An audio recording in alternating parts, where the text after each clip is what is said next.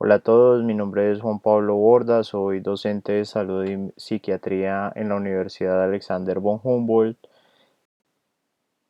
y hoy vamos a hablar sobre la historia de la psiquiatría. Me parece muy importante que puedan revisar los conceptos generales relacionados con este tema porque como lo describe Kenneth Kendler, que es uno de los psiquiatras actuales modernos más importantes de la historia de la psiquiatría y el campo de la salud mental ha visto un cambio drástico de paradigmas en los últimos 100 años, que vamos a revisar cuál ha sido ese cambio drástico, y eso ha llevado a que se cambien las posturas de cómo se entiende y se aborda los problemas de salud mental. Y es muy importante reconocer esos cambios históricos que ha habido porque, como lo dice el refrán, el que no conoce la historia está condenado a repetirla. Entonces, en la medida en que uno tenga algunos principios generales claros sobre cómo se ha desarrollado la psiquiatría, puede abordar con mayor argumento y tranquilidad también los problemas de la salud mental. Lo primero que tenemos que entender es que el área de la salud mental se da en el campo de un ser humano que tiene unas complejidades muy atípicas dentro del reino animal, tiene un lenguaje mucho más desarrollado que cualquier otro animal, y eso le permite al ser humano tener un campo de conciencia mucho mayor sobre sí mismo, sobre la vida, sobre la muerte, y también desarrollar relaciones y estructuras sociales mucho más complejas. Los problemas de la salud mental siempre han existido en la humanidad, y desde el principio de la humanidad se habían descrito grupos de personas que se comportan, piensan o expresan de manera distinta a el resto del grupo, y en estas culturas prehistóricas las personas que tenían problemas de salud mental eran abordados o concebidos como personas que eran poseídas por espíritus malignos, y existían los curanderos de la mente, que eran los viejos sabios de estas comunidades ancestrales, donde se abordaba por medio de ritos espirituales estos problemas de salud mental. Ahora, si bien esto parece historia muy antigua, todavía sigue presente esta visión de abordar los problemas de salud mental con alguna frecuencia, sobre todo en los entornos rurales, pero también en algunas comunidades urbanas se ven cómo las personas con problemas de salud mental son llevados a exorcismos, a terapias de diversos tipos religiosas, chamánicas, sin que tengan, digamos, una particular filiación por culturas indígenas en Colombia. Entonces, estos ritos culturales y religiosos todavía en algunas comunidades son muy importantes para abordar los problemas de salud mental.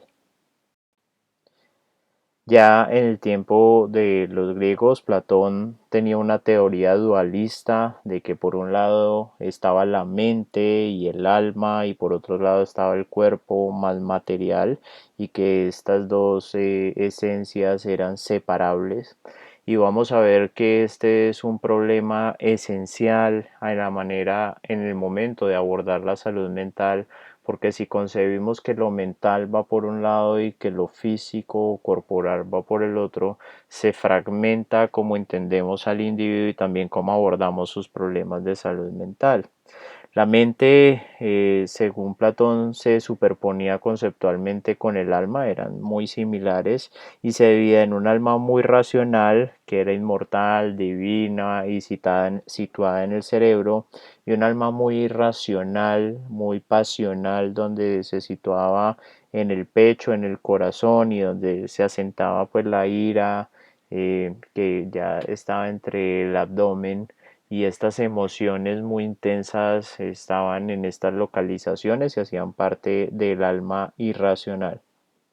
Y esta alma irracional era el asiento de pasiones inferiores, entre comillas, y era algo negativo. Desde entonces lo racional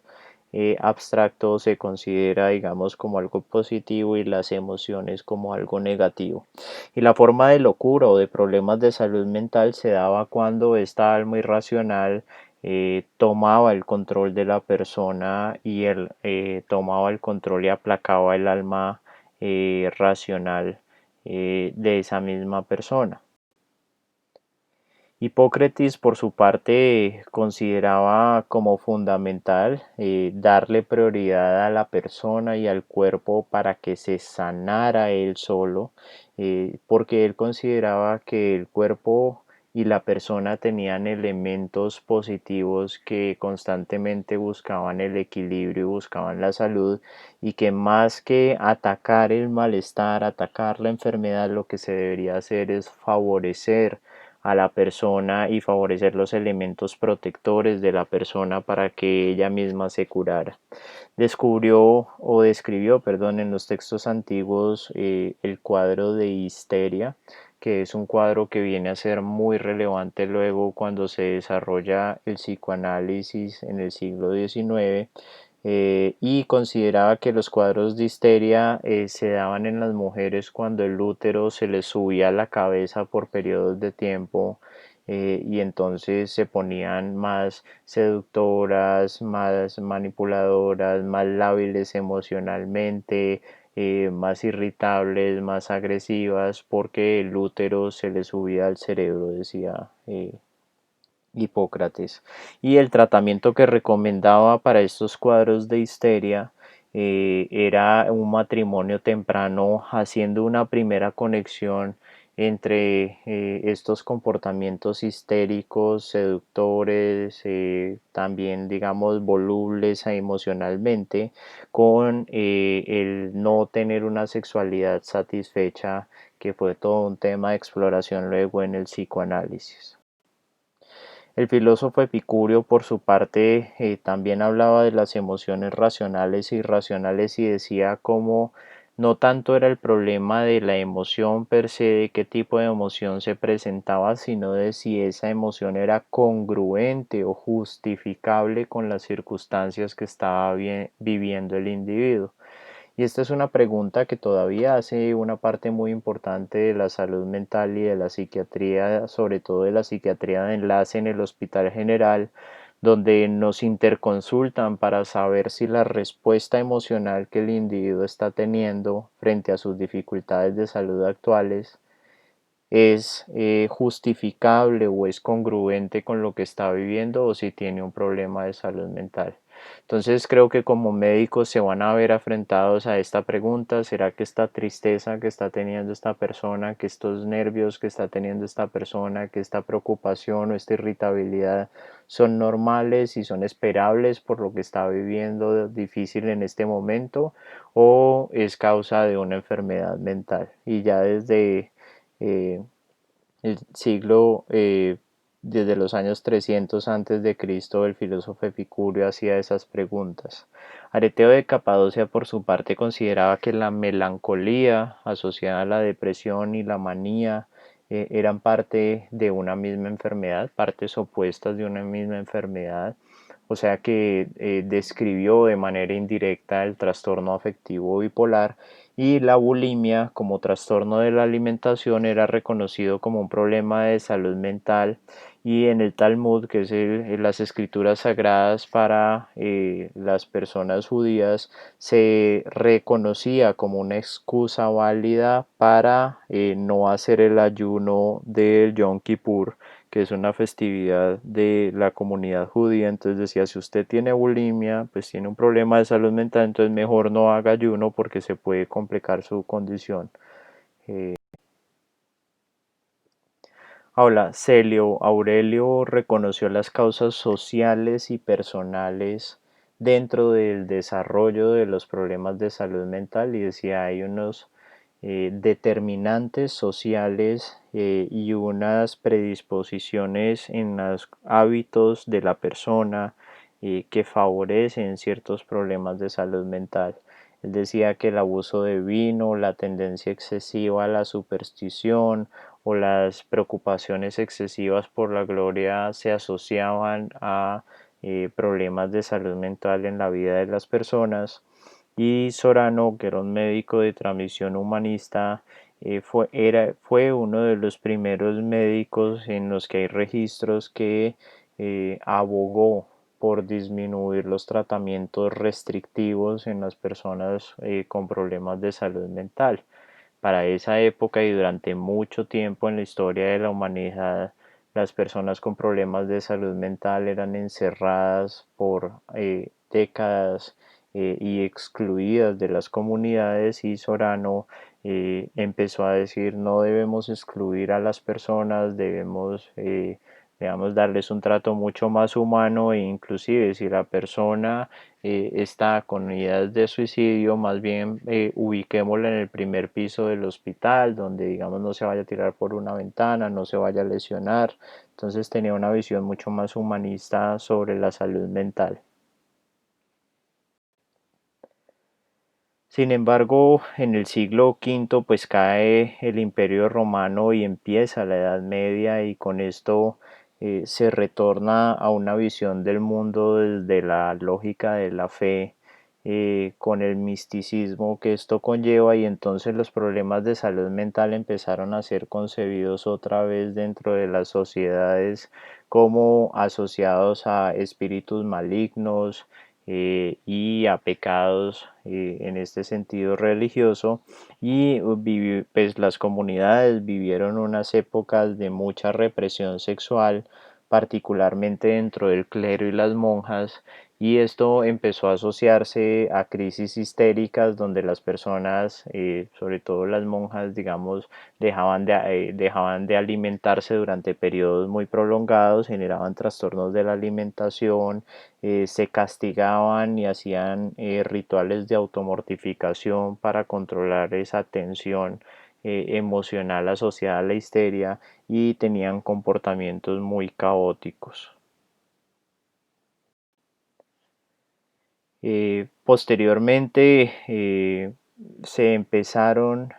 alrededor de 1300 y 1400 a estructurar los primeros asilos o centros para atender la salud mental de las personas en Hamburgo, en Valencia y en Londres. En Londres, The Bethlehem Hospital es un hospital que todavía está activo y funciona, y tiene un museo sobre toda esta historia de cómo ha cambiado la salud mental durante todos estos siglos, y fueron los primeros centros para atender o para recoger a las personas que tenían problemas de salud mental y intentar darles un abordaje estructurado. Debido a la expulsión y el exterminio y la denigración de los grupos en la Edad Media, muchos de los psiquiatras terminaron moviéndose a países protestantes, donde de pronto esa visión religiosa era menos radical y era un poco más permisiva, y por eso durante la Edad Media estos asilos fueron desarrollados en países más con un enfoque protestante, y la psiquiatría tuvo mucho más auge durante esa época en países como Alemania, Suiza, Gran Bretaña, Francia y Holanda. Acá podemos ver un cuadro sobre un asilo de aquella época. Vemos que las condiciones de sanidad eran muy precarias, mucha aglomeración de personas, en unas condiciones infrahumanas importantes. eh, y de manera muy triste hay que decir que en la actualidad algunas instituciones de salud mental todavía persisten con esta visión de asilos, sanatorios, donde hay condiciones infrahumanas, no solo en Colombia, sino alrededor del mundo. Por eso no nos debemos olvidar de esta visión precaria sobre la salud mental y cómo eran abordadas las personas con problemas de salud mental en aquella época. Ya para el siglo XV empieza progresivamente a aparecer el Renacimiento y la etapa de la Iluminación, Y Paracelso consideraba que la mente y el cuerpo se debían tratar como inseparables ya que estaban entrelazados, y además fue el primero en utilizar el concepto del inconsciente que se desarrolló mucho más con el psicoanálisis. Félix Plater, otro pensador, consideraba que la enfermedad mental era producto de un daño cerebral. En ese entonces decía que era excesivamente seco, estaba excesivamente seco el cerebro, y recomendaba uso de purgantes para, dentro de la teoría humoral, eliminar la bilis negra, que era la que estaba resecando el cerebro. Sin embargo, prevaleció la visión de René Descartes, el pensador francés, donde él separó nuevamente el alma, junto con toda la actividad mental del cuerpo, y decía que eran dos redes distintas que no se entrelazaban nunca, que tenían dos características y dos principios de funcionamiento distintos y excluyentes, y prevaleció ese dualismo cartesiano de que por un lado está la mente y lo mental, y por otro lado está el cuerpo. Descartes también separó las emociones básicas de las complejas y dijo: hay 6 emociones irreductibles: la sorpresa, el amor, el odio, el dolor, la alegría y el deseo. Y decía, señalaba la glándula pineal como centro, donde se ubicaba esta red del alma. Luego, ya hacia el siglo XVIII, un médico alemán empezó a construir los primeros principios sobre la medicina psicosomática, que hace una parte muy importante de la psiquiatría de enlace, y este médico hablaba sobre los efectos nocivos que tenían las emociones negativas en la salud. Precisamente en la clase anterior veíamos cómo esa tendencia a la irascibilidad, a la irritabilidad constante, aumentaba el riesgo cardiovascular, y estas observaciones ya estaban hechas desde el siglo XVIII por la medicina psicosomática. Y dentro del libro sobre cómo abordar estas emociones para favorecer el desenlace positivo en la salud general de los individuos, este médico alemán recomendaba la alegría, la risa, como un antídoto importante que mejoraba la salud física también. Pinal, un psiquiatra francés, rechazaba la teoría humoral, perdón, y rechazaba como esos cuidados de purgas, de sangrías que se le brindaban a las personas con salud mental, y él afirmaba que los problemas de salud mental eran causados por factores o hereditarios o por pasiones muy intensas que no eran fácilmente o que no podían ser manejadas por el individuo y que generaban los problemas de salud mental. Y Pinel fue otro de los grandes personajes que abogó por la desinstitucionalización de las personas con salud mental, para sacarlos de los hospitales psiquiátricos o de los asilos y buscar que se reincorporaran nuevamente a sus comunidades. Y este es un cuadro, donde se está liberando de las cadenas a una mujer que padeció una enfermedad de salud mental en la Salpêtrière, otro hospital, ubicado en París, que todavía existe y es un centro de referencia internacional de la salud mental. Y ahí se ve a Pinel liberando de las cadenas a esta mujer y sacándola del asilo para que retornara nuevamente a su comunidad. Más adelante, ya acercándonos al siglo XIX, Emil Kraepelin empezó a unificar la nosología de los diferentes problemas de salud mental, de cómo los clasificamos, y consideró Kraepelin que la catatonía, la hebefrenia y la paranoia, que en ese entonces eran considerados enfermedades o problemas distintos, hacían parte de un gran trastorno que se llamaba la demencia precoz, que más adelante dio origen a la esquizofrenia, y asignó la tarea a Alois Alzheimer de estudiar los cerebros de pacientes con esta demencia precoz para identificar qué posibles causas podrían explicar este deterioro en el comportamiento y en el funcionamiento de las personas desde tan temprana edad.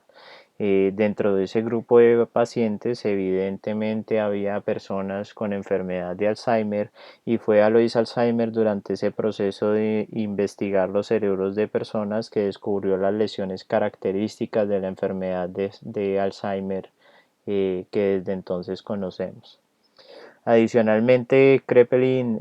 describió formas más sutiles de psicosis y dijo la psicosis de la demencia precoz es una enfermedad mental mayor, severa, de pobre pronóstico, o sea, la esquizofrenia, pero hay otras psicosis que son de mejor pronóstico, más asociadas a episodios de depresión o manía, o sea, estaba describiendo el trastorno afectivo bipolar. Desde entonces, este método de observación y de clasificación de acuerdo al pronóstico, respuesta a tratamiento y curso longitudinal de las enfermedades de salud mental se ha utilizado para construir las clasificaciones diagnósticas del CIE y del DSM, los más recientes el CIE-11 y el DSM-5, y por eso estas clasificaciones se consideran neocrapelianas. Ahora, por ese mismo entonces también se creó la pseudociencia de la fenomenología, donde estos dos autores afirmaban que eran capaces de predecir el funcionamiento de la persona y todas las características de la persona por medio de reconocer la forma del cráneo en sus diferentes áreas. Entonces había áreas de generosidad, había áreas de irritabilidad, había áreas de egocentrismo o individualidad en la forma de la cabeza, y en base a eso hacían un perfil de cómo era la persona. Ahora, a pesar de lo equivocado de esos conceptos, pues reconocían que gran parte del desempeño y de la funcionalidad de la persona estaba dado por, digamos, partes del cerebro pues que intentaban dilucidar por medio de la forma del cráneo. Entonces ubicaban como el origen biológico o el sustento biológico del funcionamiento de la persona en el cerebro. Sin embargo, pues obviamente su enfoque era erróneo y equivocado, y por eso se llamó una pseudociencia. Lo paradójico del asunto es que en el siglo XXI, con el advenimiento de las neuroimágenes y de las neuroimágenes funcionales, muchas veces caemos en esta modulación o como en esta división y localización de los comportamientos humanos, que son muy complejos, en áreas cerebrales, y decimos, aquí está el área de la depresión, aquí está el área de la ansiedad, aquí está el área de la esquizofrenia, cuando pues el comportamiento y la realidad de una persona con un problema de salud mental va mucho más allá del funcionamiento de un circuito o de un área cerebral. Sigmund Freud, como lo decíamos, es una figura central en la historia de la psiquiatría. eh, y en el siglo XIX, junto a Meitner, él era un neurólogo y descubrió las propiedades anestésicas de la cocaína. De hecho, abusaba de esta sustancia psicoactiva, se dio cuenta al realizar estos estudios que las neurociencias todavía no estaban suficientemente desarrolladas para proporcionar muchas respuestas sobre el comportamiento humano y las dificultades en el comportamiento humano que estaban presentando las personas de su época, por lo que con Breuer en Francia se dedicaron a estudiar la histeria y a describir nuevamente la histeria y eh, las consecuencias de la represión sexual en una época victoriana donde la represión sexual estaba muy alta también, y describió cómo por medio de la hipnosis y por medio de la terapia psicoanalítica se ayudaban a resolver muchos de estos cuadros de histeria, y con esto creó todo el cuerpo teórico del psicoanálisis. El cuerpo teórico del psicoanálisis se basa en tres principios muy grandes. Uno es el de la sexualidad infantil, y la sexualidad infantil no es entendida como conductas sexuales en los niños, sino de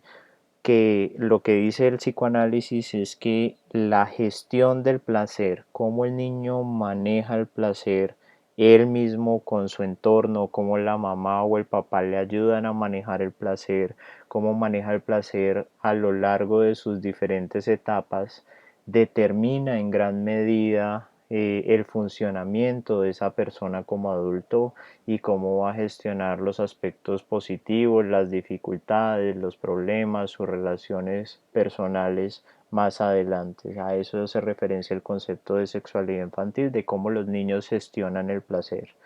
Otro concepto fundamental es la represión, y la represión lo que básicamente indica es que en nuestro día a día hacemos cosas, gran parte de nuestras cosas que hacemos las hacemos de manera automática, sin reflexionar, sin ser conscientes de lo que estamos haciendo o por qué lo estamos haciendo, y sin darnos cuenta muchas veces repetimos los mismos patrones con las mismas dificultades. Y entonces lo que dice el psicoanálisis al respecto es que pues generamos esos patrones, hay veces disfuncionales, y los reprimimos y no somos conscientes, no se pueden acceder conscientemente mientras vamos viviendo nuestro día a día, sino que están inconscientes, y sin embargo seguimos repitiendo esos patrones a lo largo de nuestra vida. Por lo tanto, la terapia psicoanalítica lo que busca es levantar esa represión para ser un poco más consciente de cuáles son esos patrones y por qué los incorporamos, para en nuestra vida adulta, digamos, modificar esos patrones contraproducentes. Y finalmente, el último criterio fundamental del psicoanálisis son los mecanismos de defensa. Entonces, lo que hace referencia por mecanismos de defensa es que todos tenemos maneras en que afrontamos el dolor y el malestar emocional. Unos lo ignoran o lo reprimen, otros lo racionalizan y piensan y construyen modelos, digamos, abstractos para entender sus dificultades. Otros simplemente reaccionan pasando al acto y tienen conductas impulsivas donde desfogan el malestar, digamos, que les genera estos problemas que están teniendo. Otros proyectan ese malestar en otras personas y culpabilizan a todo el mundo de sus problemas sin reconocer lo que ellos han tenido de responsabilidad en estos problemas. Entonces todos tenemos mecanismos de defensa para manejar las situaciones dolorosas, y entender esos mecanismos de defensa y cómo están funcionando en las personas hace una parte muy importante de ayudarlas en su problema de salud mental. Como lo decía entonces, el objetivo de la terapia psicoanalítica era hacer consciente lo inconsciente para poder entender cuáles son el origen de esos patrones automáticos, involuntarios o inconscientes que nos estaban generando dificultades, y el psicoanálisis tuvo un gran apogeo a principios del siglo XX, y fue, digamos, la teoría central por la cual se desarrolló la psiquiatría en el mundo occidental. Paralelamente, un psiquiatra húngaro observó que las personas con esquizofrenia, al convulsionar, se mejoraba de manera importante su sintomatología psicótica, y administraba alcanfor a los pacientes con esquizofrenia. Y vemos la sonda nasogástrica y cómo administraban alcanfor para hacerlos convulsionar. Y en Italia, Ugo Cerletti desarrolló con sus colaboradores la primera máquina para hacer la terapia electroconvulsiva, lo que la gente conoce en su lenguaje común como terapia de choques, que sigue siendo de mucha utilidad, sigue siendo utilizada en casos específicos, en indicaciones muy puntuales. Y la terapia electroconvulsiva, que ahora se realiza bajo anestesia y relajación en un quirófano, es el tratamiento más efectivo en salud mental, sobre todo para episodios muy severos y refractarios a medicamentos.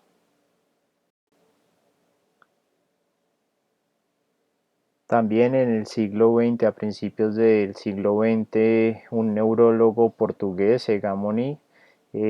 desarrolló una técnica de intervención que se llamaba lobotomía, donde cercenaba la comunicación del lóbulo prefrontal o del lóbulo frontal con el resto del cerebro en las personas que tenían patologías severas y refractarias a cualquier otra medida y unas alteraciones comportamentales prácticamente incontrolables, y veía que con esa cercenación de las conexiones en la sustancia blanca del lóbulo frontal al resto del cerebro, las personas generaban un síndrome frontal donde se tornaban apáticos, se tornaban, digamos, muy maleables, obedecían órdenes sencillamente, sin disminuía de manera importante la agresividad y los comportamientos erráticos. Eh, Sin embargo, esta práctica que fue desarrollada en Portugal inicialmente y por la cual Egamoni ganó el Premio Nobel de Medicina,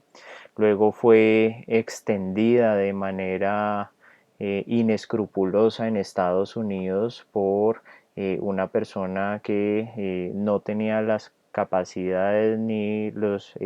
calificaciones para desarrollar este tratamiento, y se fue por todo Estados Unidos realizándole lobotomías a personas por cualquier dificultad que tuvieran, y pues obviamente eso es una historia negra de la psiquiatría y de la salud mental, y generó, digamos, mucho estigma y preocupación por por las violaciones de derechos humanos al ir esta persona por todo Estados Unidos lobotomizando personas sin evaluarlas clínicamente de manera extensa, y como veíamos lo hacía con un picahielos, sin la menor asepsia posible, en condiciones muy precarias, y fue, digamos, un gran escándalo en la historia de la psiquiatría. Finalmente, solo hasta 1948 Alfred Kinsey publica un estudio sobre la sexualidad humana, entrevista a prostitutas de grandes centros urbanos de Estados Unidos para preguntarles cómo era la sexualidad, porque solo hasta esa fecha se empieza a hablar de la sexualidad directamente, a conocer la sexualidad en el mundo occidental. En el mundo oriental existían textos como el Kama Sutra, donde se hablaba de la sexualidad de manera extensa y amplia, pero en el mundo occidental, por la represión de este tema, solo hasta 1950 casi Alfred Kinsey describe de manera detallada las conductas y los hábitos sexuales en los hombres y en las mujeres estadounidenses, además mostrando que el 6% de los hombres en esa encuesta primera que hizo eran personas homosexuales, lo cual fue un gran escándalo porque hasta ese entonces la homosexualidad se consideraba un problema de salud mental o una enfermedad de salud mental. Entonces él normalizó la sexualidad o la orientación sexual homosexual o gay, y dijo que pues un porcentaje importante de la población tenía esta orientación sexual y que hacía parte de la expresión sexual natural y normal de los seres humanos. Y finalmente, pues ya a mediados de los años 50 empezaron a aparecer, perdón, las primeras clasificaciones diagnósticas, el Manual Diagnóstico y Estadístico de la Asociación Americana de Psiquiatría, el DSM, y pues empezaron a organizar y a clasificar mejor las enfermedades de salud mental. Esto a raíz de que se hicieron unos estudios en paralelo en el Reino Unido y en Estados Unidos, y se encontró que mientras en el Reino Unido un gran porcentaje de personas que consultaban a servicios de salud mental eran diagnosticados con esquizofrenia, en Estados Unidos una minoría de las personas que consultaban eran diagnosticadas con esquizofrenia. Entonces las clasificaciones diagnósticas surgen como un intento de homogeneizar los criterios para clasificar a una persona en una o en otra categoría diagnóstica para tener mejor comunicación con los colegas y poder también desarrollar conocimiento en base a parámetros más homogéneos. Ahora, a mediados del siglo XX viene otro gran revolcón en la salud mental y en la psiquiatría. Y primero, para entender este gran revolcón les voy a contar tres cuentos para que entendamos mejor estos sucesos. El primero de ellos es que un científico, John Cade, propuso la teoría de que las personas que estaban en un episodio de manía, de un trastorno afectivo bipolar, entraban a ese episodio de manía porque tenían niveles de ácido úrico muy altos y que esa era la causa de los episodios de manía. Entonces decidió inyectar la orina de pacientes en episodios de manía a conejillos de indias para ver si esos niveles excesivos de ácido úrico afectaban a los conejillos de indias, y de manera no sorprendente los conejillos de indias fallecían. Entonces Kate decidió diluir el ácido úrico muy alto de estos pacientes con manía con litio. Entonces les inyectaba la orina de estos pacientes, pero diluida con litio, a los conejillos, y a los conejillos les fue un poco mejor. Y cuando les inyectó litio solo a los conejillos se sedaron, durmieron mucho tiempo, pero no se murieron. En ese entonces, John Cade entonces decide desarrollar el primer tratamiento para los episodios de manía,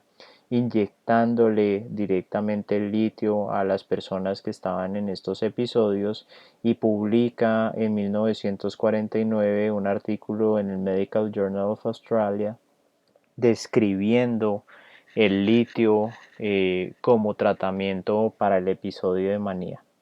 Casi 20 años después se recomienda el litio como el tratamiento gold estándar y el tratamiento de primera elección en los episodios de manía y para el control del trastorno afectivo bipolar.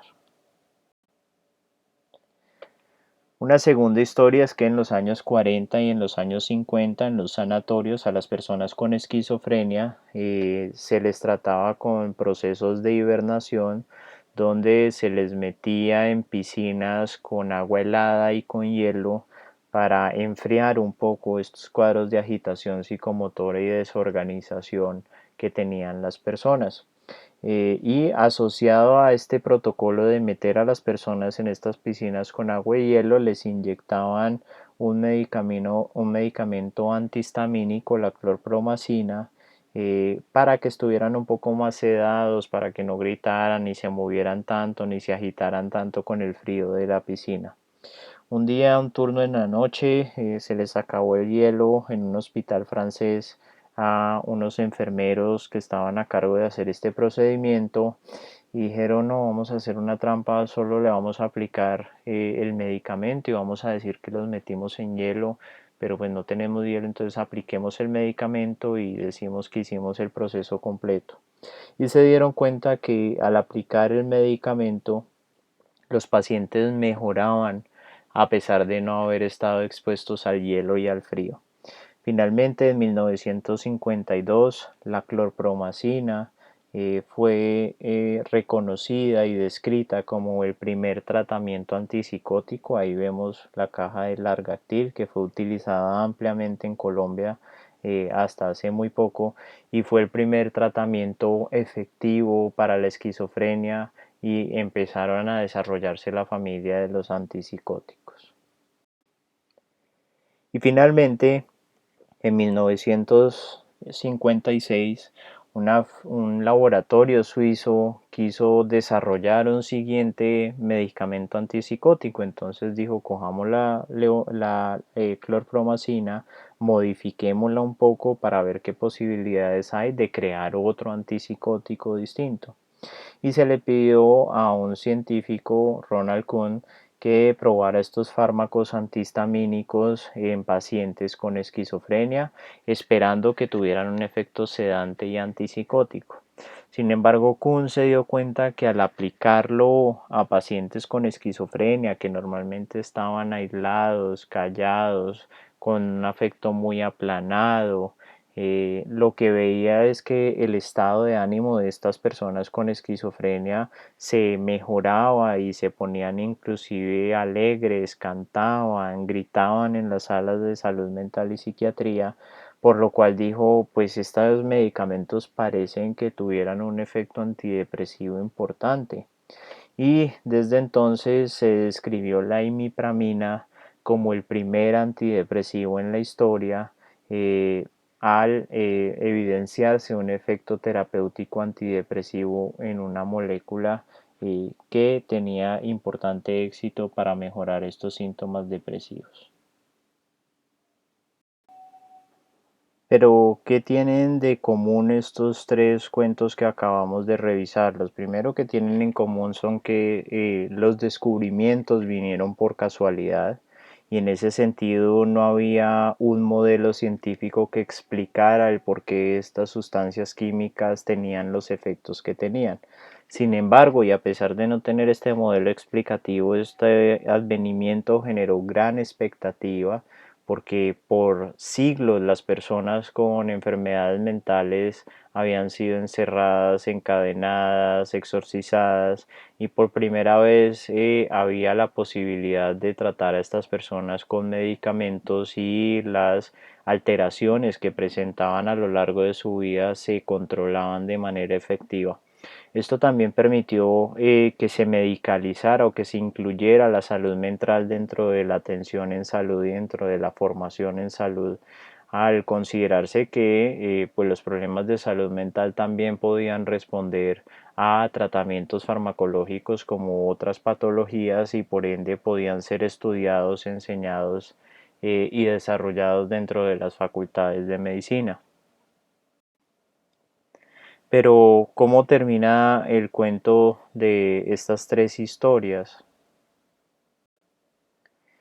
Pues este diagrama que todos reconocemos como una sinapsis, en parte fue logrado este modelo de sinapsis a partir de los estudios de cómo actuaban los psicofármacos.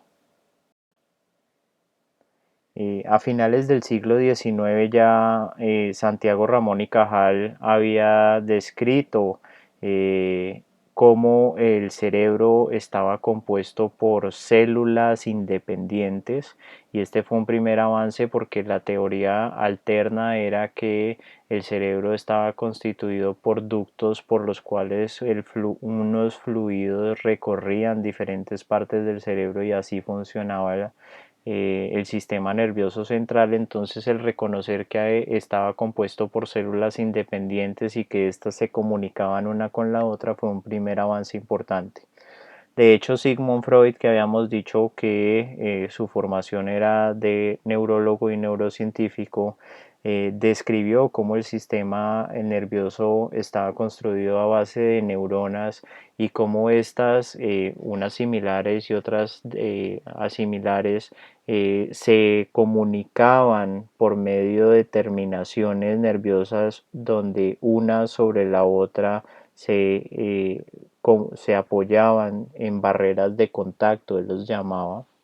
que pues hoy conocemos como espacios sinápticos o como sinapsis.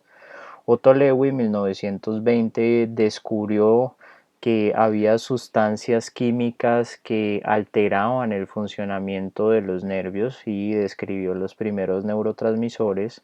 Hodgkin y Huxley en 1940, estudiando los axones de calamares gigantes, describieron los potenciales de acción y entendieron todo la fisiología eléctrica del potencial de acción.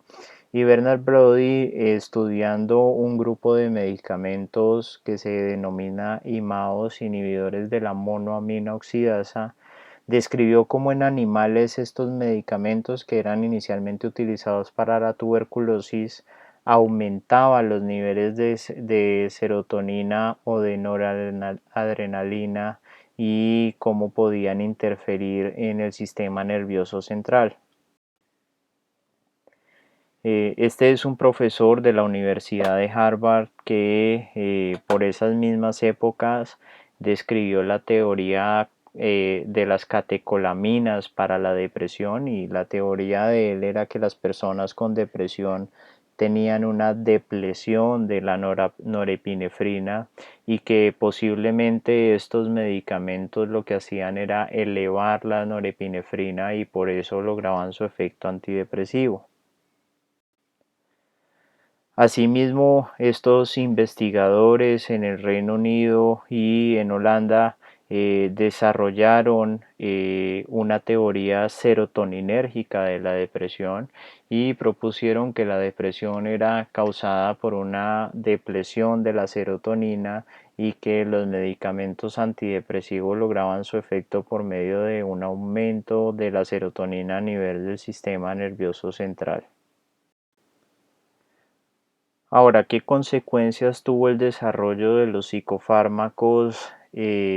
en la conceptualización de los problemas de salud mental y en su abordaje? Primero, generó un modelo etiológico de las enfermedades mentales como producto de un desbalance químico, y esto disminuyó mucho el estigma, pues pasar de ser concebido como poseído por un espíritu maligno a tener un desbalance químico susceptible de tratamiento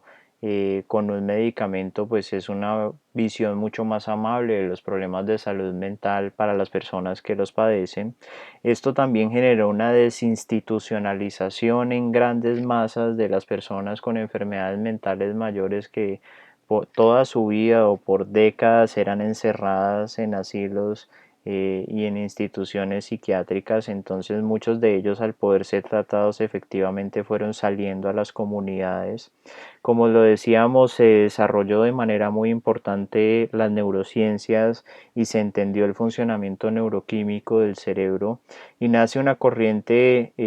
llamada psiquiatría biológica, donde se entienden todos los problemas de salud mental con un desbalance químico y por ende susceptibles de una intervención biológica o química, eh, desprestigiando en muchos casos los modelos psicológicos y sociales de los entendimientos del sufrimiento humano. Entonces, básicamente lo que se llegó a decir es todo esto, que toda esta cháchara que nos habíamos comido el cuento durante tantas décadas con el psicoanálisis, la inconsciente, eh, digamos, la sexualidad infantil, los mecanismos de defensa, todo esto es pura cháchara y no se necesita psicoterapia, no se necesita ser psicoanalista, no se necesita entender esta parte del ser humano. Lo que necesita es un tratamiento farmacológico, químico, que corrija el desbalance químico.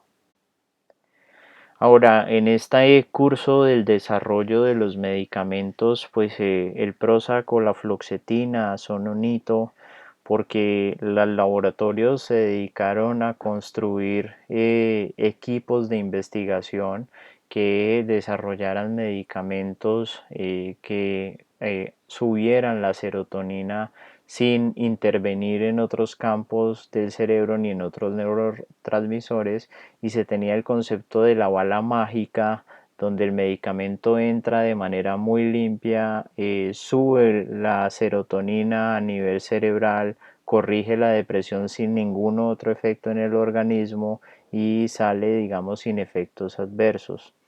Y este advenimiento del Prozac hizo que rápidamente, en menos de una década, pasara a ser el medicamento más recetado en Estados Unidos en los médicos generales. Era más recetado que el acetaminofén, y se generó una expectativa muy grande donde se consideraba que toda la tristeza que hace parte, digamos, en algún momento de nuestras vidas era susceptible de ser manejada con este medicamento.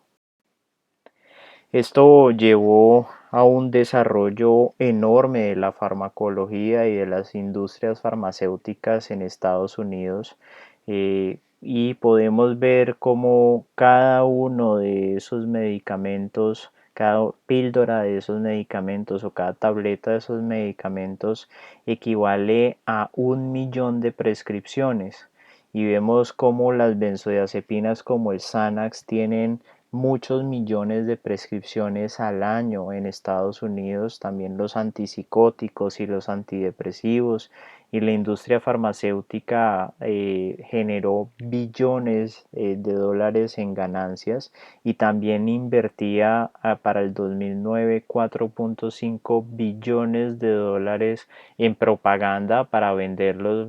psicofármacos como una estrategia útil para controlar el malestar emocional y los problemas de salud mental. Ahora, los norteamericanos, que son muy críticos y reflexivos con su propia cultura, han cuestionado el impacto que ha tenido el advenimiento de los psicofármacos en su sociedad, porque se daban ejemplos de propaganda como los que estoy mostrando en la mitad de la gráfica, donde se dice: estás listo para ser feliz, tómate una fluoxetina, donde se generó una intolerancia muy importante al sufrimiento humano. Se consideró las emociones negativas como la tristeza, la preocupación, la ansiedad, el estrés, como susceptibles de ser tratados con medicamentos, y se medicalizó el malestar emocional, que muchas veces es normal dentro de la vida. Y digamos que pasamos de una época donde no recibían tratamiento las personas con salud mental a donde muchas personas empezaron a recibir psicofármacos sin tener problemas de salud mental. Y estos, el libro de la izquierda y la película de la derecha, son ejemplos de reflexiones que han hecho los norteamericanos sobre el impacto que ha tenido las empresas farmacéuticas y los psicofármacos en la cultura de ellos. Ahora, ¿qué implicaciones en la práctica clínica tuvo este boom de los medicamentos de psiquiatría? Primero, generó unos conflictos de interés con empresas farmacéuticas muy importante, porque ya está claramente establecido y probado que muchas empresas farmacéuticas ocultaron resultados, magnificaron resultados, no publicaron estudios negativos con el afán de mostrar como excesivo es el tratamiento, y quizás se sobrevaloró la capacidad que tienen los medicamentos de psiquiatría para mejorar las condiciones clínicas de salud mental. También hubo un desprestigio enorme a todos los modelos de atención psicológicos y sociales, y por mucho tiempo se aplacó estos modelos para atender la salud mental, cuando son también efectivos, como lo veremos más adelante. Y por ese mismo argumento pues se perdió algo que era muy valioso en la psiquiatría, que era la relación médico-paciente y la relación terapéutica, porque aquí lo que importaba era diagnosticar qué enfermedad tenía la persona y darle su fármaco correspondiente, por lo cual pues la relación que puedo tener digamos no importa, y pues puedo hacer entonces una consulta de 15 minutos donde aplico un instrumento estandarizado, veo qué problema tiene y le formulo su fármaco correspondiente. También el desarrollo de la industria farmacéutica acentuó mucho el énfasis de los estudios clínicos aleatorizados, y lo que no tuviera un estudio clínico aleatorizado como único nivel de evidencia pues no era válido científicamente, y eso puso mucho en dificultades a las terapias psicoterapéuticas o a las intervenciones psicológicas, donde es más difícil implementar esta metodología investigativa, y hubo una expectativa pues desmesurada con respecto al posible beneficio de los medicamentos de psiquiatría. Sin embargo, pues la historia nos demostró que no era la situación como la pensábamos y como la proyectábamos. Estos son 3 artículos científicos publicados en los journals más importantes de psiquiatría, donde se habla de la subida y la bajada de los antipsicóticos, la subida y la bajada de los estabilizadores del ánimo, y en este artículo inferior a la derecha de por qué los antidepresivos no son antidepresivos, de acuerdo a un estudio poblacional, dos estudios poblacionales enormes que se hicieron para ver qué tan efectivos eran los antidepresivos que se llamaron los STEP-BD y el STAR-D, y analizando por qué los antidepresivos no son tan efectivos como creíamos. Pero este cuestionamiento de por qué los medicamentos no terminaron funcionando tanto como lo proyectamos en algún momento, no solo se ve reflejado en artículos científicos, sino que estas son tres publicaciones de journals, eh, digamos, de revistas y de medios de comunicación más influyentes en Estados Unidos, donde hablan que los antidepresivos no funcionan, que la psiquiatría está pasando por una crisis de identidad y que las drogas psiquiátricas están en crisis y que hay que repensar la situación.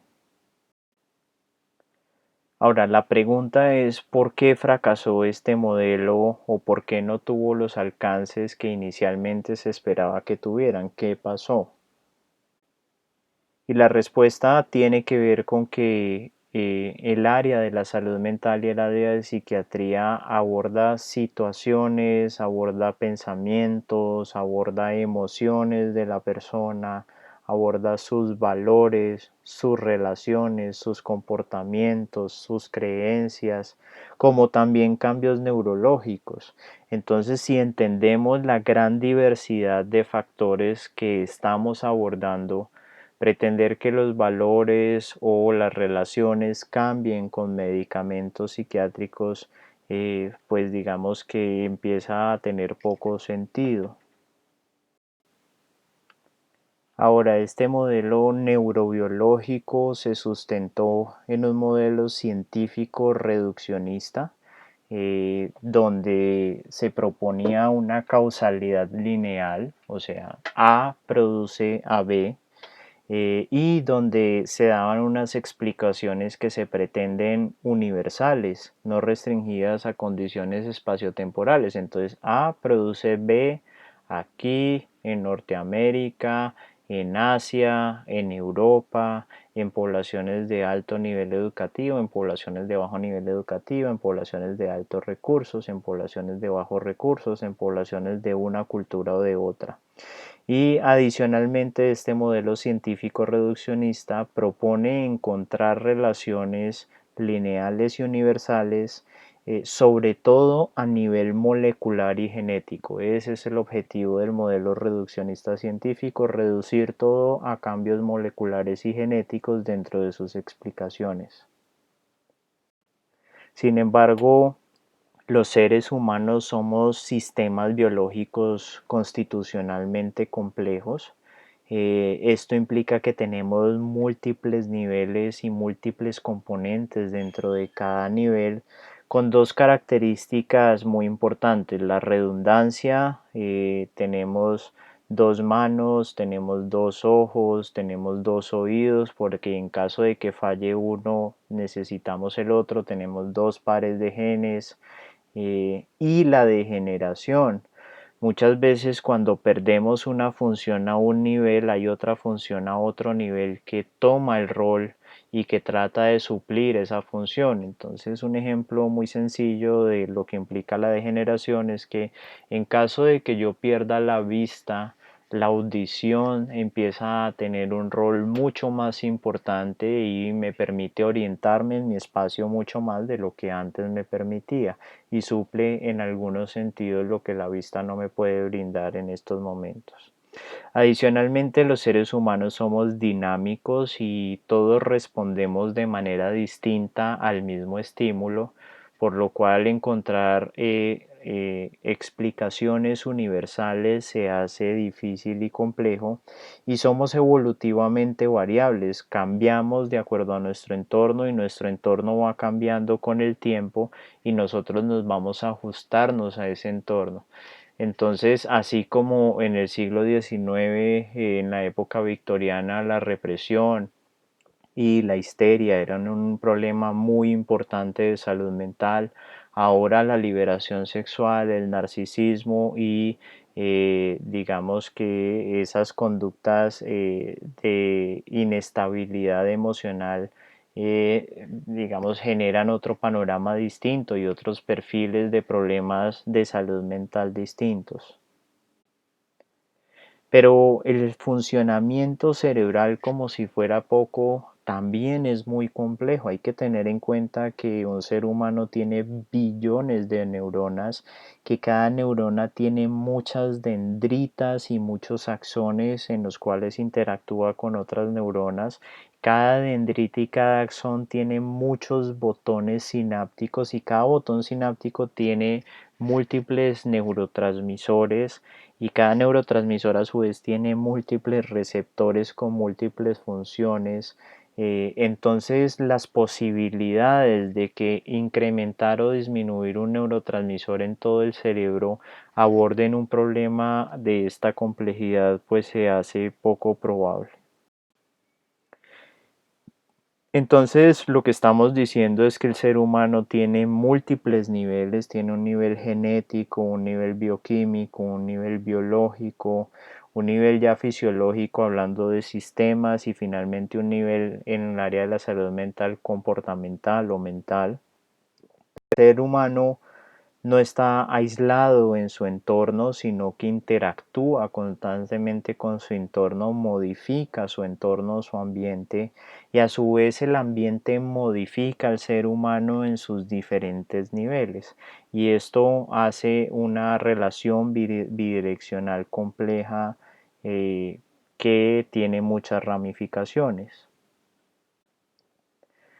Un ejemplo para que entendamos cómo puede interactuar el medio ambiente en el funcionamiento cerebral es esta imagen, que es una imagen extraída del estudio ahí citado, donde se evalúa el impacto que tiene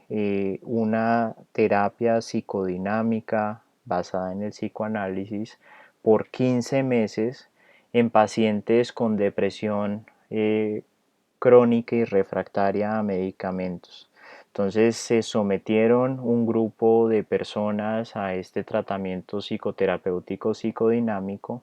y lo que está mostrando el estudio es que las personas que se hicieron el proceso psicoterapéutico psicodinámico presentan una menor activación de áreas relacionadas con el procesamiento cerebral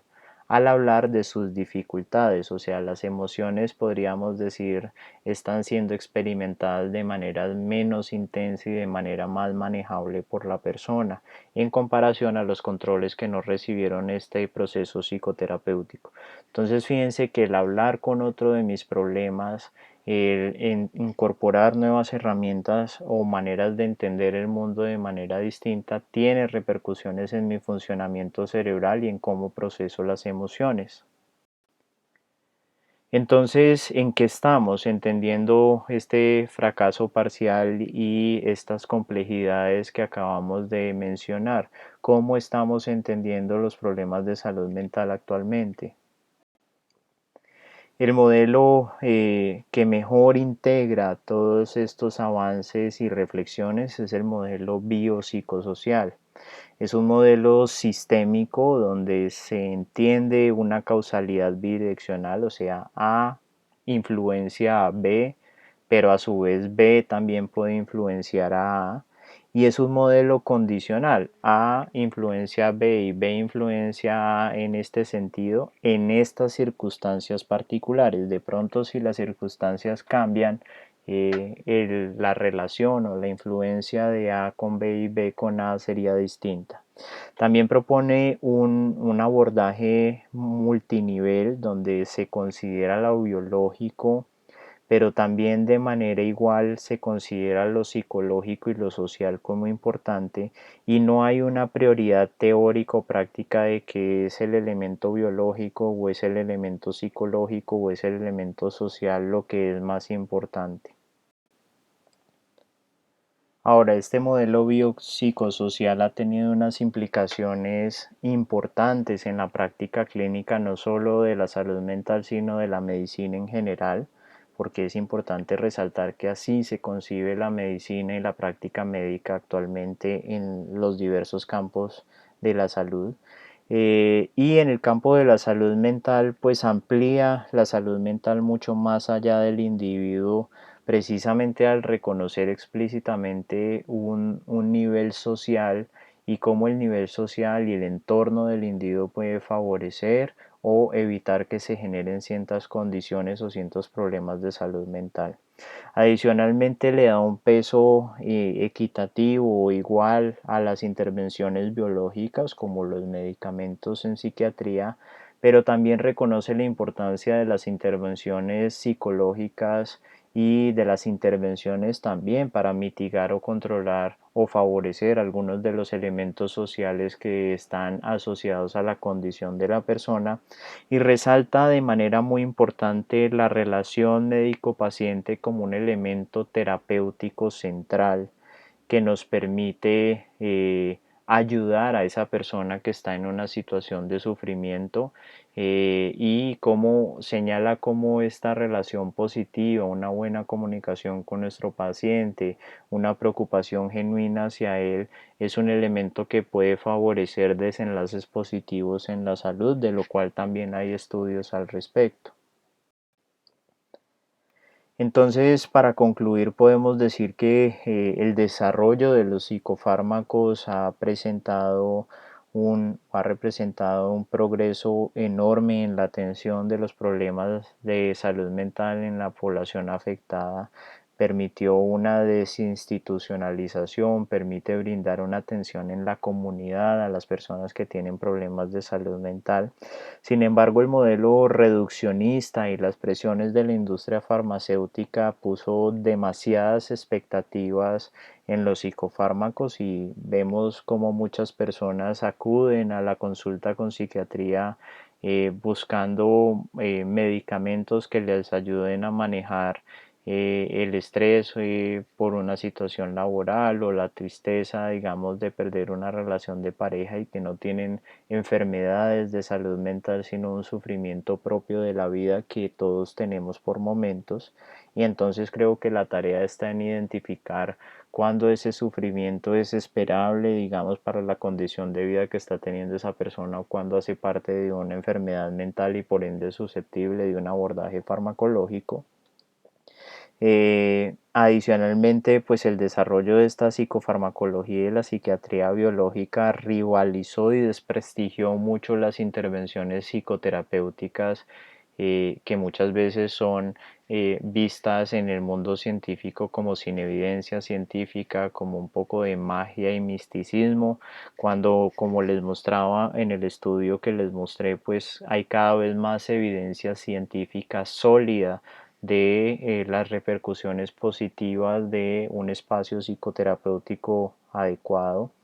Y finalmente, pues es muy importante que ustedes como médicos entiendan qué razones filosóficas, científicas y políticas para pensar la salud de sus pacientes, no solo en términos de la intervención farmacológica específica, sino que también es muy importante abordar cómo está la salud mental, digamos, y el funcionamiento psicológico o mental de ese individuo, y cómo está su entorno, para poder brindar una atención médica humana, integral y sensible, que ciertamente les va a traer mucha más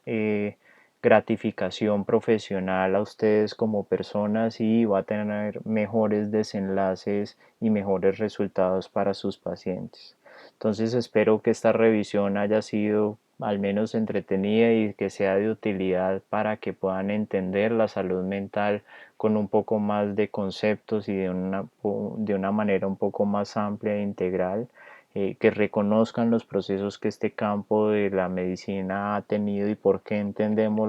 los problemas de salud mental como los entendemos actualmente, y que incorporen el modelo biopsicosocial a su práctica médica,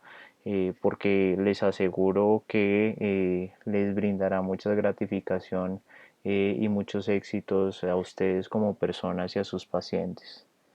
Nos veremos en otra oportunidad. Muchas gracias por la atención.